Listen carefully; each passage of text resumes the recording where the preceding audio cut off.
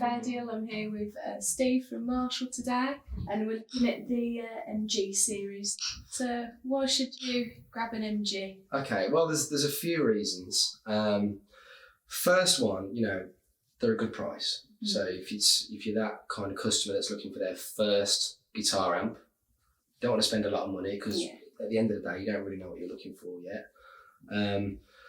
So that's a great thing. And the other one is you get a lot for your money as far as features go as you work your way through the series.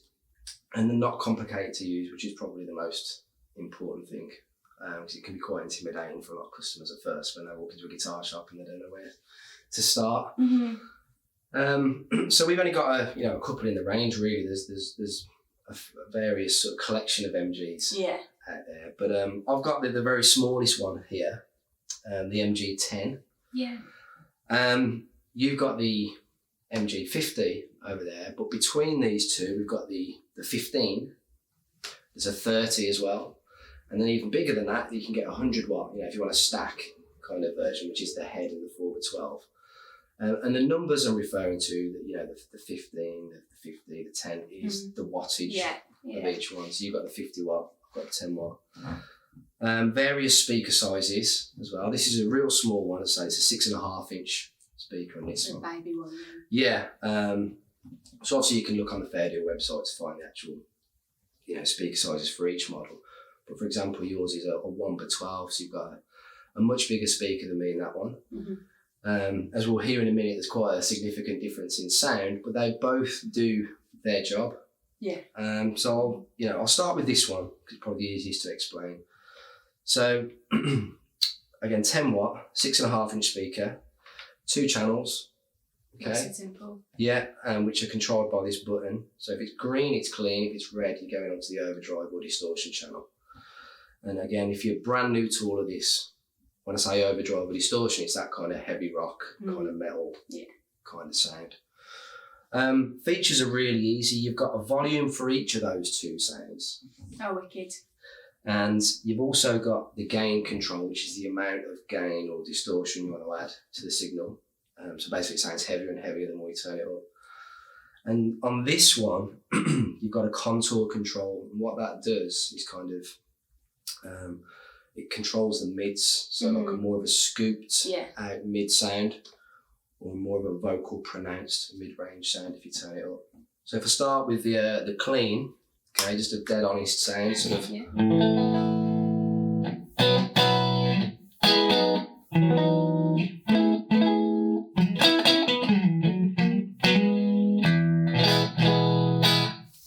So if you're learning guitar, that's probably the sound you're going to use a lot, to be honest with you. Definitely. And if I just flick this button here, then it takes me into the kind of fun territory of where all the gain is.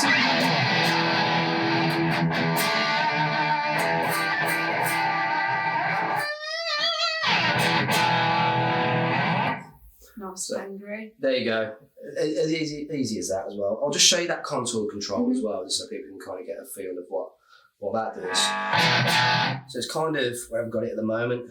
It's 3/4 of the way up, but I'm going to turn it all the way down.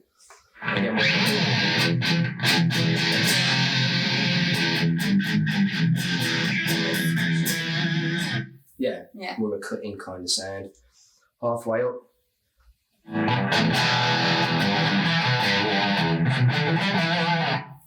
More of a hump in the tone there, and then all the way up.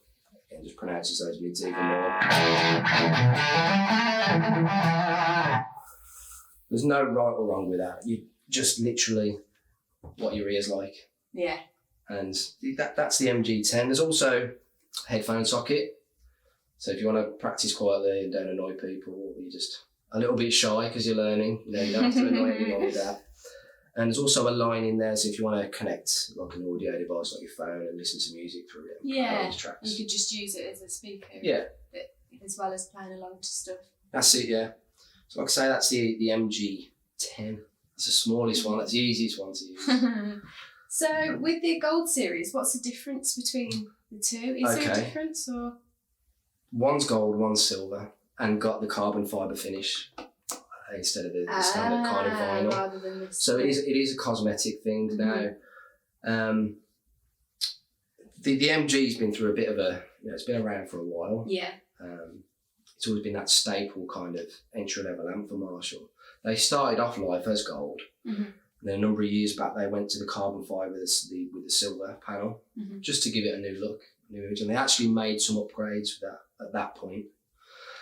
And then we went back to the gold, again, just to keep people on their toes and keep them a little bit confused. But the same technology went back into that one as is in this. Yeah. So these two are actually the same. It goes with your living room or your bedroom. Exactly. Yeah. You know, you might want to go for the classic looking gold that most people are familiar with, or something a little different, but you're not getting anything different amp wise. No. So yeah, you know, there's nothing else going on. But apart from obviously between these two models, there's a lot more features on your one. Of course, yeah. Got some built-in effects. Yeah. So like I say, from the 10, you get to the 15. As you can see, there's a lot more going on here already. There's, let me think, it's an 8-inch speaker in this one. But instead of just 2 channels, you've got 4. Or like a pseudo 2-channel thing, because each channel's got 2 modes, which sounds mega complicated, but it basically goes up in stages of gain, which we'll go through on your amp in a moment. So instead of just clean and overdrive, you can get all the in-betweens as well. So you can select clean or crunch, which is just like that broken up dirty sound, and then overdrive 1 or overdrive 2. Instead of just the contour control, you've now got your EQ, so you've got your bass, middle and treble on there. So you've got a little bit more control over the tone with the bigger ones. Reverb and effects built in with these, which is kind of nice. Now again, if you're new to effects, you might not use those straight away, but they're quite fun to mess around with. But we'll have a play with yours in a moment, because like I said, I've got no effects on my one. Yeah. But yeah, so that's the 15. There's a 30, and there's various versions of the 30 as well. You can get one which is just standard 30 with the reverb, or the 30 with all the effects. So it's just to cover every price point really. And then the 50, which is your one, exactly what I've just explained there. You've got the full EQ, the 4 sounds, the clean, crunch, OD1, OD2, the effects built in. You've actually got a separate delay on yours as well, which you can control and do various things with. And it's just a lot more there's a lot more going on, basically. But again, I don't want to make it sound complicated. It's as easy as you want it to be. To be honest, a lot of people just pull these out of the box and use the sounds that are already in it. Yeah. Or they might just use 1 or 2 sounds. So, the best thing to do is actually, try them out as well. Go into Fairdeal and actually plug in and see which one you like. Absolutely. Should we hear some of the sounds on yours? Yeah. Yeah, so you're on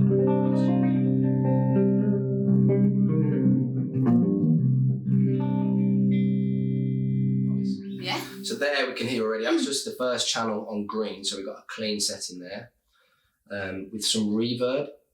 So anybody that doesn't know what reverb is, if you just give the guitar a whack, then you've got that trail at the end of the sound. It sounds like you're in a big hall basically, and the sound's kind of continuing after you finish playing. It kind of sounds cool basically, I like reverb. If you flick that green button again, go onto the red channel on that, the red mode on that channel, which gives you a crunchier kind of tone.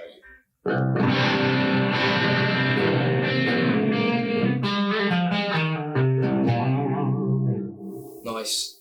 That's channel 1 basically, so you've got 2 options there. Channel 2, if you flick the button next to that one, green gives you a little bit more gain than you had on the previous sound that you just used, so it's going up a stage each time. So okay, so with the effects, again, you can have lots of fun with these. If you just want to switch to a clean sound, just so it gives the people a better idea on how they actually sound without destroying their eardrums.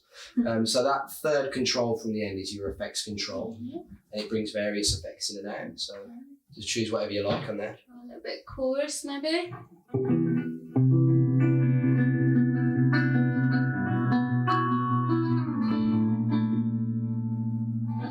And if within each bracket on the effects, because it says chorus and there's an arrow, you can add a bit more. You can add more or less, basically, yeah. So with the effects on this amp, you can have some great fun with those. So that third control from the end, and we've just switched to a clean sound, by the way, so we can hear the effects. is your effect style. So there's, like I said, there's choruses, phases, all those kind of things. I think you were having fun earlier with the octave. So if you whack that all the way up, it just brings in the octave effect.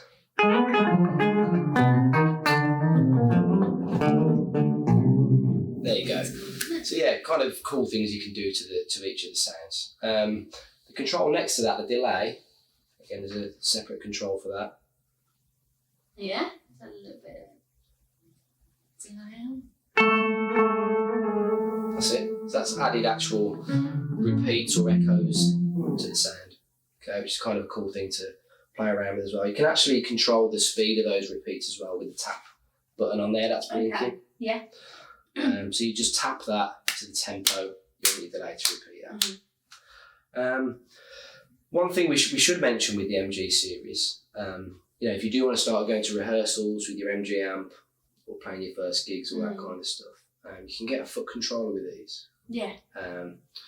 So there's two different versions of the foot controller. Some of the bigger ones come with a two-way foot switch, which allows you just to go up and down between the different modes.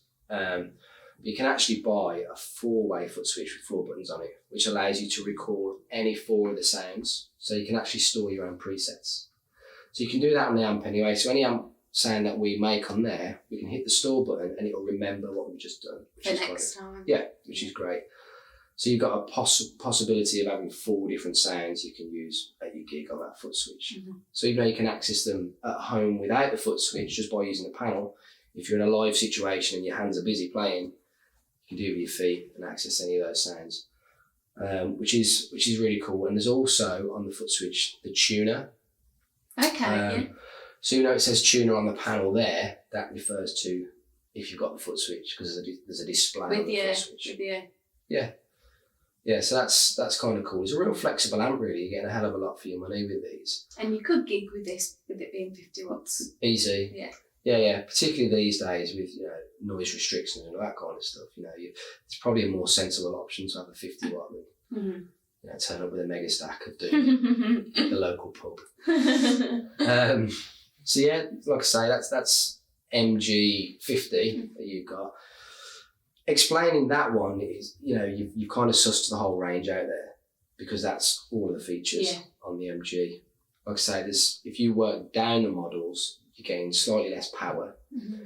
And on, let's say, the MG15, you've still got effects and stuff on there, but you haven't got effects and delay separate. So you've still got effects and stuff on there, but not as many. Yeah.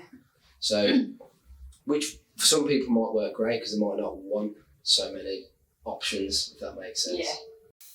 So some of these have CFX, some of them have CFR, some of them just have CF. Right, yeah. Yeah, it can get a little bit confusing, but all that means is basically, if we look at these two, these are both MG50s. Mm-hmm. That one just says MG50 effects, so it's the MG50, 50 watt with the effects. That CFX there is identical, but the C, all that refers to is the carbon fibre finish. So it's not the gold and black, it's the silver panel with the carbon fibre finish on the enclosure. So that's all that means. The ones that say R on them, like the MG sort of, that might just say R and not effects, just means it's got reverb on it and no other effects. Okay. Hope that makes sense. And what else could you use the amp for in terms of speaker? Could you use it for keyboard? Okay, yeah. There's, like I mentioned earlier on this one, on the front, there's a line in. Mm-hmm. The bigger ones have got it as well. You can't see it on there, but it's on the back panel, MP3 line in. So if you want to connect your device with a cable and listen to music through it, you can do that, which is, again, great for jamming along to your favourite songs. You could plug a keyboard into this, even though it's not designed for it now. You wouldn't necessarily blow it up or do any damage, but the speaker in a guitar amp is predominantly a mid-range speaker, because that's where the guitar frequencies are. It's not a full-range speaker that you get in like a hi-fi system or a PA. So something like a keyboard or even electronic drums, like I say, you could plug it in, it'll work, but it's not designed for that. Yeah. So you might not necessarily get the desired sound. A lot of people have been asking about that, so it's good to clear that up. Yeah, and also, like I say, a lot of people ask about microphones and all that kind of thing. It's the same answer. You'd want something with more of a hi-fi full range speaker sound, not just a mid-range. So there's a lot of people who will want to know this, but could you use it with a bass? Okay. Similar answer to before, really. So there's lots of things to consider.